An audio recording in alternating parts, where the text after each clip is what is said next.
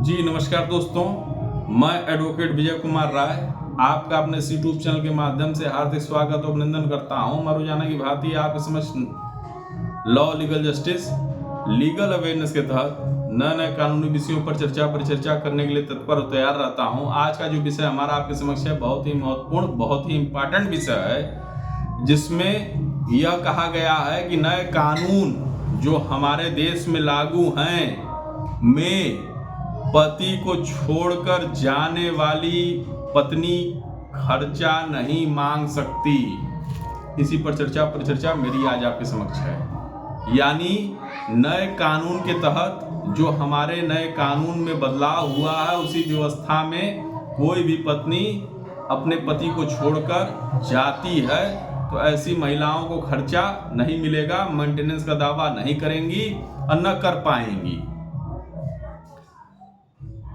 अब हम लोग शुरू करते हैं अपने इस वीडियो को अंत तक देखिएगा, तभी आप बात समझ पाइएगा, अन्यथा बीच में छोड़ के चले जाइएगा तो आप नहीं समझ पाइएगा कहाँ की बात कहाँ जा रही। अगर आप पति हैं, आप पत्नी हैं, तो आप इसको अंत तक देखिए, तभी आप चीजों को समझ पाइएगा कि कौन सी बात कहाँ आपके हित की हो रही, कौन सी बात आपके अहित की हो रही। अच्छा, अब हम लोग शुरू करते हैं। तो जैसा कि हम लोग जानते हैं कि मैट्रिमोनियल डिस्प्यूट होने पर अक्सर पत्नियां जो हैं अपने पति के खिलाफ 498, 125, 498 और डीवी एक्ट के तहत मुकदमा दर्ज कराती रहती हैं। अब पति पत्नी के बीच वैवाहिक मतभेद बढ़ जाते हैं, तभी पत्नियां अपने पति के खिलाफ अक्सर ऐसे मामलों को दर्ज कराती रहती हैं। अब पत्नी अपना ससुराल को छोड़कर मायके चली जाती है।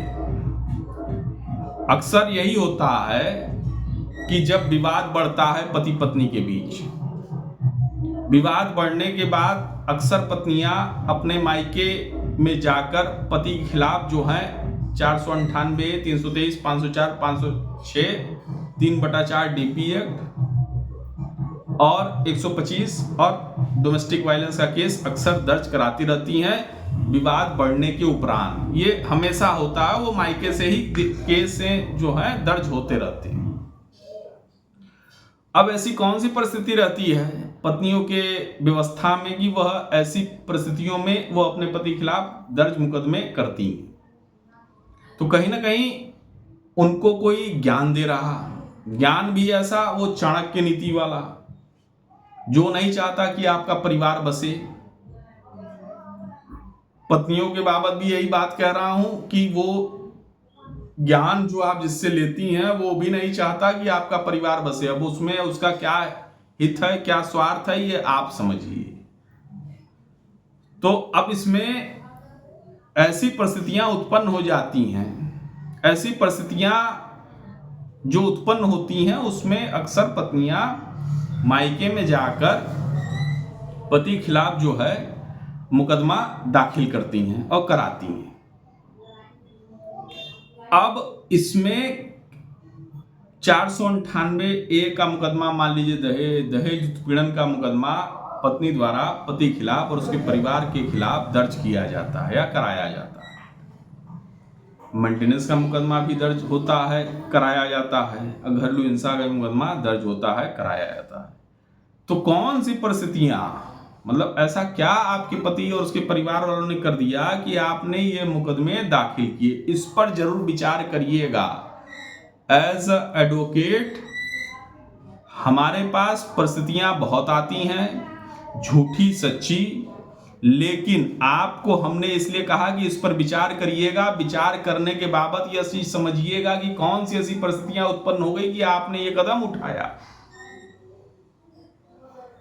अब जो मेरा टॉपिक था कि नए कानून में पति को छोड़कर जाने वाली महिला यानी पत्नी खर्चा नहीं मांग सकती और उसको खर्चा मिलना भी नहीं चाहिए।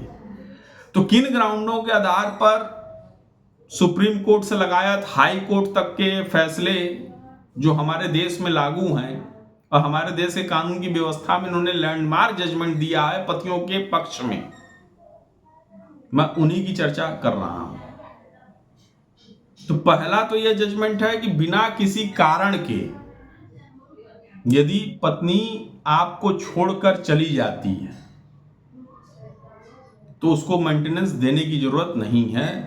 कोर्ट भी इसमें नहीं बाध्य कर सकती कि आप मेंटेनेंस दो।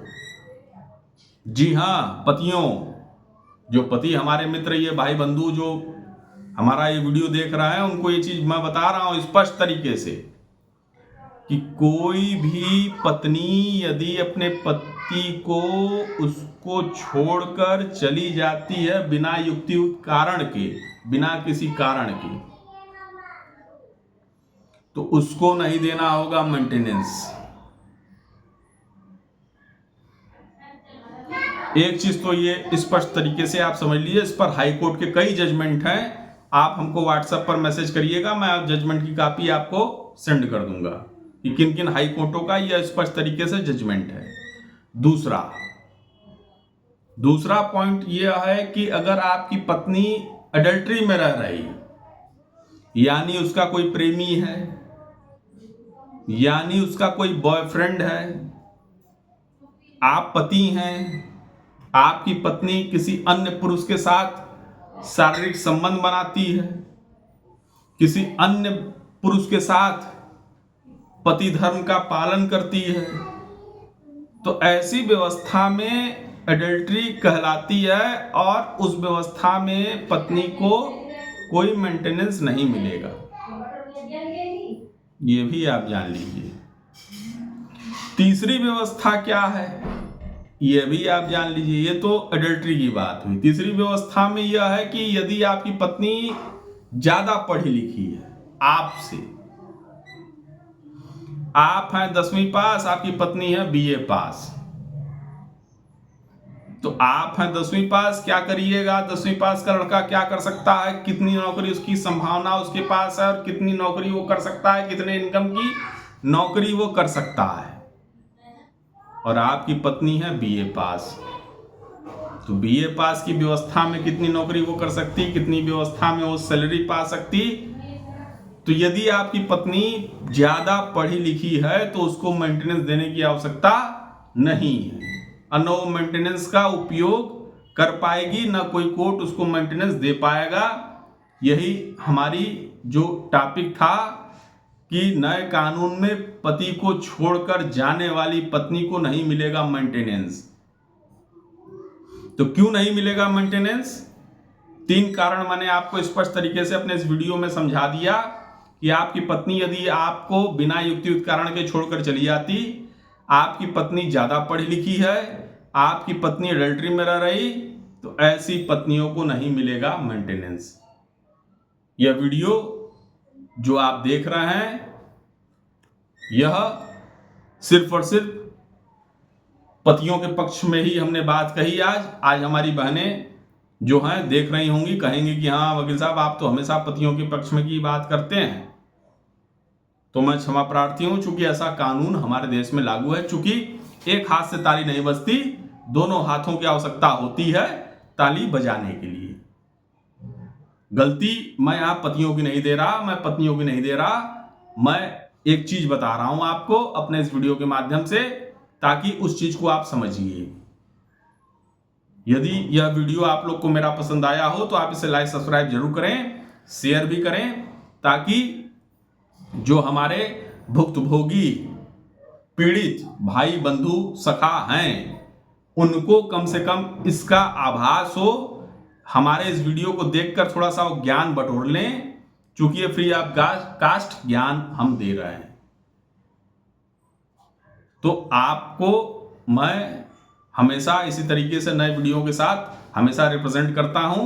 मैं एडवोकेट विजय कुमार राय आपका अपने इस YouTube के माध्यम से हमेशा नए नए तथ्यों पर, नए नए कानून पर, नए नए विषयों पर चर्चा करता रहता हूं। आपको यदि वीडियो हमारा पसंद आया हो तो आप इसे लाइक सब्सक्राइब जरूर करें। जय हिंद, जय भारत।